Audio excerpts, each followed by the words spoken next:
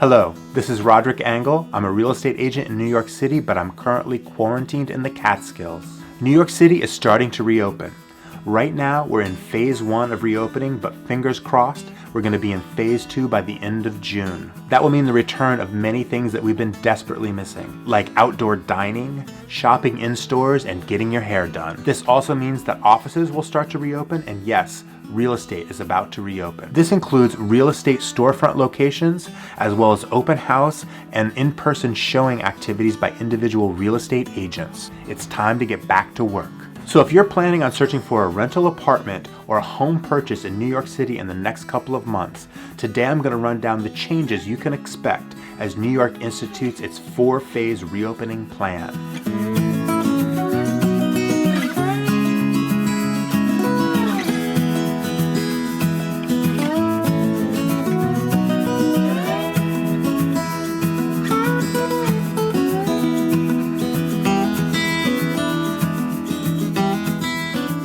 Okay, so today I'm going to explain to you the procedures that have been put in place by the real estate industry to help us as we go about the business providing homes for New Yorkers in a way that keeps ourselves and our clients safe and healthy. We've been provided official guidance from New York State as well as from REBNY, which is the professional organization that governs the conduct of the majority of the real estate agents in New York City. I'm going to go over the rules from both, and I'm bringing in a guest to help me clarify. My guest today is Soto.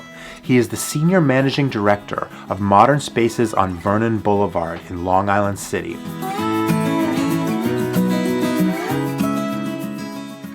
So Andres, thanks so much for joining me today. Yeah, I'm glad to be here, Roderick.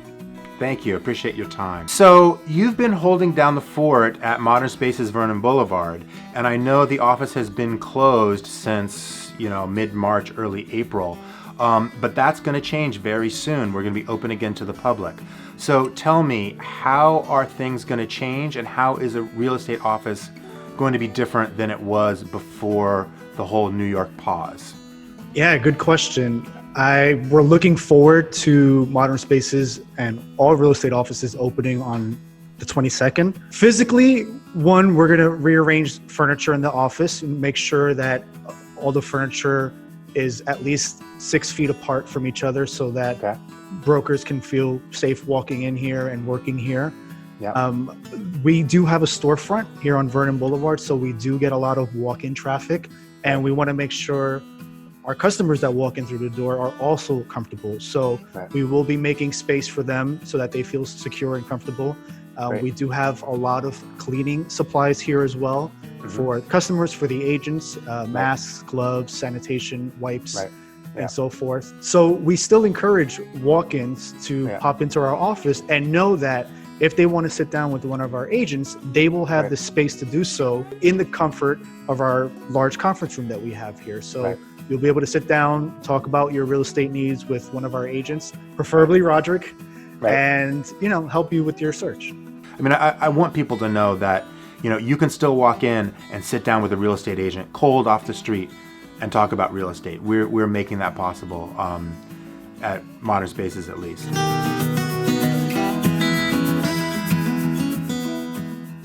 So the other aspect I'd like to talk about is showings and open houses.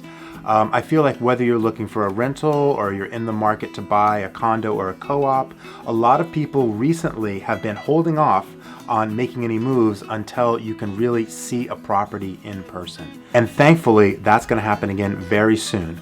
But there's going to be some important differences. Showings, open houses are going to be possible, but with some modifications. And these modifications are really based on the REBNY regulations that have been given to us and some of the regulations from New York State. Agents have really been tasked with keeping foot traffic low at properties, at physical properties. So agents are going to continue to have a heavy reliance on initial phone conversations or video conferences and then walking you through a virtual tour.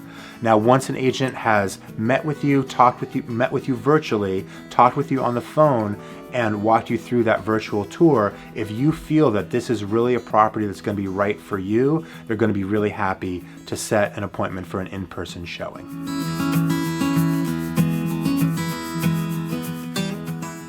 Okay, number 2 change you're going to see going forward, there's going to be a few more documents to sign before you even go to a first in-person showing. We've always had our agency disclosure form that we're required to have potential clients sign. That's not a contract, that's just a form we are required to present to you and have you sign as an acknowledgement. In addition to that, REBNY has just released a new document called the Limitation of Liability form. It's a form that basically just states that there are inherent risks regarding coronavirus COVID-19 with going to visit a property in person. It just asks you to acknowledge those risks and state that you are willing to bear that risk to go see that property. It's a fairly standard form. We are being asked to have our clients sign it. I'm going to put a link in the description below so you can take a look at that form on the REBNY site, just so you see what it is. REBNY has also released a health screening questionnaire, which is an optional form that agents can use. It's basically a questionnaire about whether you've been exposed to COVID-19, whether you have an abnormally high temperature, whether you've been around anybody with COVID-19. Again, it's an optional form that agents can use, but if they choose to use it, they need to use it uniformly with all of their clients, and that's so that they can adhere to the fair housing rules and regulations. So I'm gonna also put a link to that form. It's a form you should be aware of. Some agents may be requiring you to sign it to take you on any in-person showings.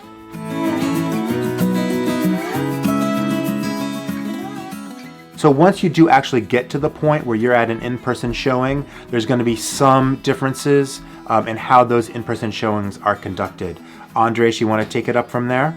Yeah, we've been tasked by REBNY in New York State with keeping the number of people in a showing to a minimum. Ideally, only the listing agent and the client principals should be present at the initial showing. Buyer agents have the option of attending virtually. These rules apply to showings and open houses. Open houses will be by appointment only, and only one party at a time will be allowed into the premises during the open house. So if you want mom and dad at the showing, they can be there. They just have to wait outside and finish until you are done viewing the property, and then mom and dad can come in and you leave.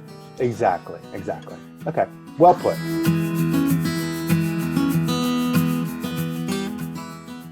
Okay, so change number 4, and this is really more on our part as the agents, but we're required to do a lot more cleaning now.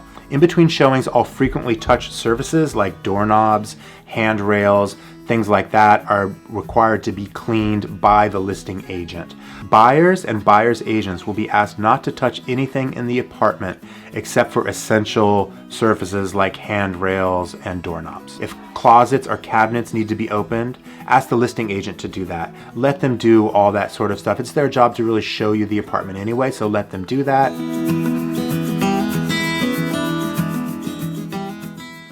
Number 5, sellers' agents are being asked to provide hand sanitizer or soap and paper towels to any and all visitors as they arrive.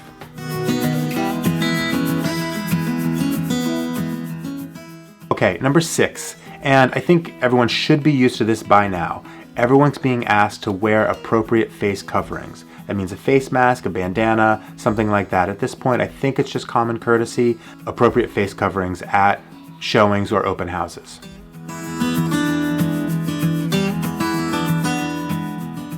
Okay, number 7. This is unfortunate, but it's just the way things are right now. No shaking hands. We're asking people not to shake hands at showings or open houses. So I just want to emphasize that we're all really excited to get back to work. We're excited to talk to you about real estate and about properties that you may be interested in. And we've just put a few rules in place to really keep you safe and keep you confident. So if you have any questions about the guidelines that we've talked about, or if you're just interested in learning about properties in Long Island City or New York City generally, I'm going to put my phone number in the description below. Give me a call anytime. I'm happy to answer your questions, point you in the right direction. I'm here to help. And if you're a real estate agent in New York City and interested in learning what Modern Spaces is all about, I'm going to put Andres' phone number in the description below too. Give him a call. He's happy to chat. All right, Andres, thank you so much. Thanks for your time. I appreciate it. Thank you, Roderick. Thank you for the opportunity. Let's do this again. Yeah, let's do it again, definitely. Thanks a lot, guys. See you later. Bye.